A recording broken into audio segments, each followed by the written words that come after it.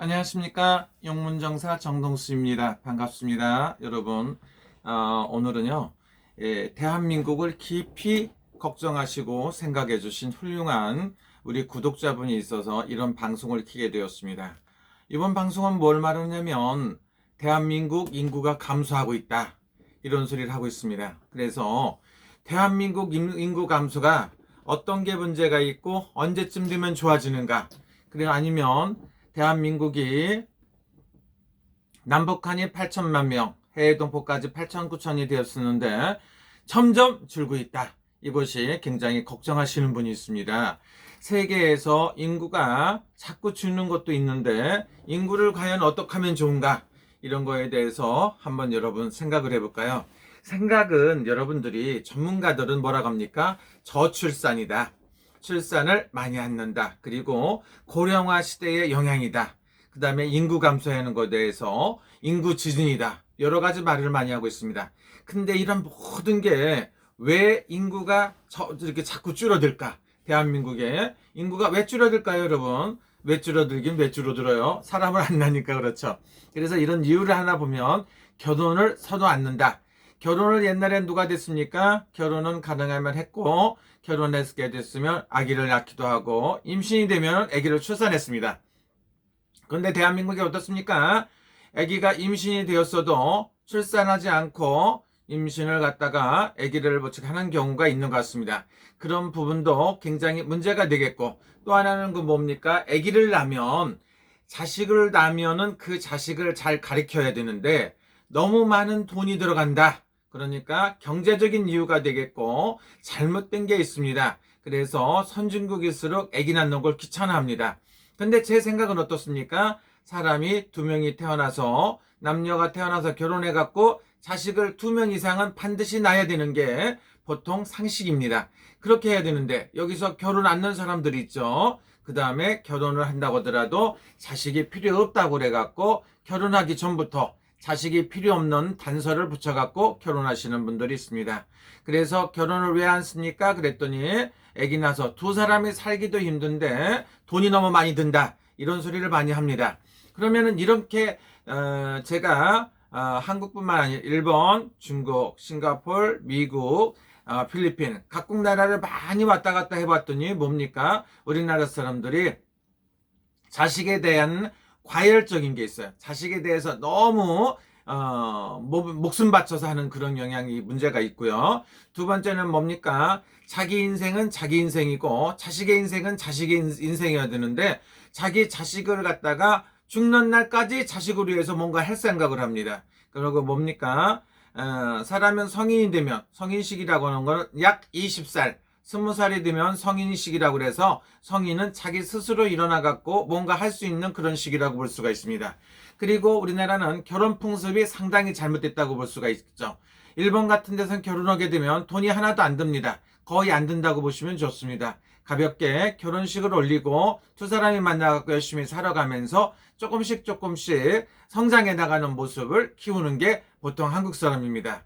그래서 이렇게 가야 되는데 한국은 어떻습니까? 결혼하려고 그랬더니 예식장을 잡는데 몇 천만 원이 들고 그 다음에 혼수용품을 하는데 몇 억이 들고 그 다음에 집을 사가야 되고 자동차를 사가야 되고 병원을 차려줘야 되고 이런 해괴망측한 일들을 하려고 하는 게 대한민국 사람들이죠.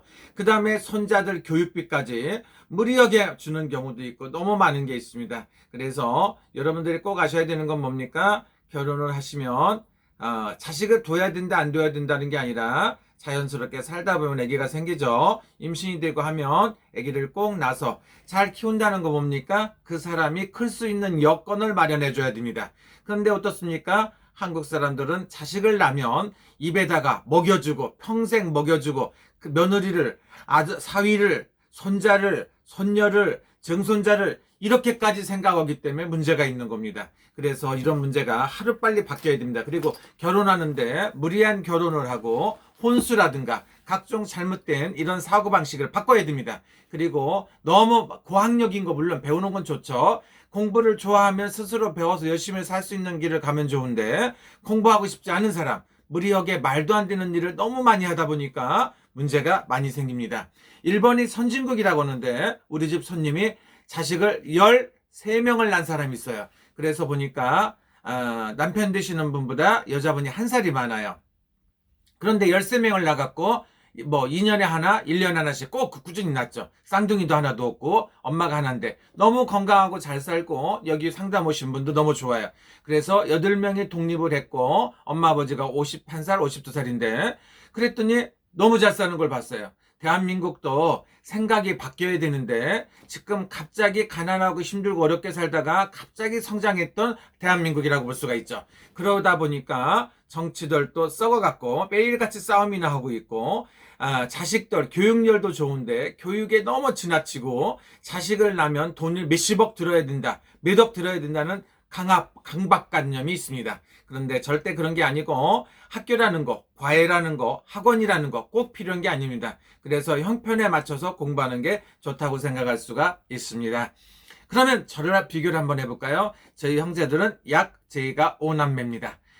또 부수적인 것 가지면 약 10남매 정도가 된다고 볼 수가 있고 공부를 좋은 책이라든가 학원을 한 번도 다녀본 적이 없고 유치원을 다녀본 적이 없어도 나름대로 열심히 살아서 각국 나라 가서 활동도 하고 무속인으로서 열심히 살기도 하지 않습니까? 그렇듯이 너무 많이 가리켜야 된다는 거, 그 다음에 너무 좋은 걸 많이 먹여야 된다는 거, 이거 생각 잘못된 겁니다. 그래서 우리나라는 과연 어떻게 될 것인가? 우리 대한민국이 멸망할 것인가? 왜? 인구가 자꾸 줄어드니까 굉장히 안 좋다는 불안을 갖고 생각하시는 분들이 있는데 제가 봤을 때 대한민국은 지금 추세가 자꾸 5천 몇백만 명에서 남한 사람들이 자꾸 줄어들죠.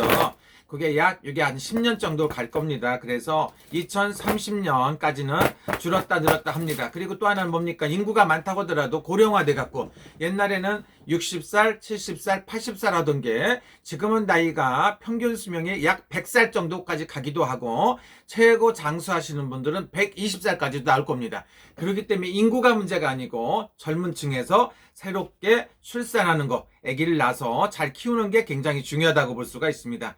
또 하나는 뭡니까? 우리나라가 인구가 작다고 하는데 해외로 입양시키는 거, 이것도 상당히 문제가 있습니다. 우리나라가 입양을 받아주진 않더라도 우리나라 사람들을 해외로 입양 보내는 이런 거는 조금 잘못되지 않았나 이런 생각이 들어요. 우리나라에서 물론 남의 나라 도와주는 것도 좋지만 우리나라에서 태어난 아기들을 열심히 우리 주변에서 잘 돌보고 너무 부담감 없이 공부를 가르치고 있는 이런 게 중요하다고 봅니다. 정부에서 아기를 낳으면 돈을 준다, 정부에서 아기를 낳으면 뭐 한다, 이거는 문제가 좀 있는 것 같고요. 자기 스스로들이 어린 아기들을 낳고 직장을 다닐 수 있는 좋은 시스템, 유아원이라든가 유치원, 그 다음에 교육시설, 그 다음에 홀어머니, 홀아버지도 아기를 키워가며 직장 생활을 할 수 있게끔 이렇게 도와줄 수 있는 이런 게 좀 필요하겠죠. 그래서 대한민국은 약 5년, 10년 정도가 갈 겁니다. 그래서 지금부터 약 2033년까지 되면 다시 바뀌어서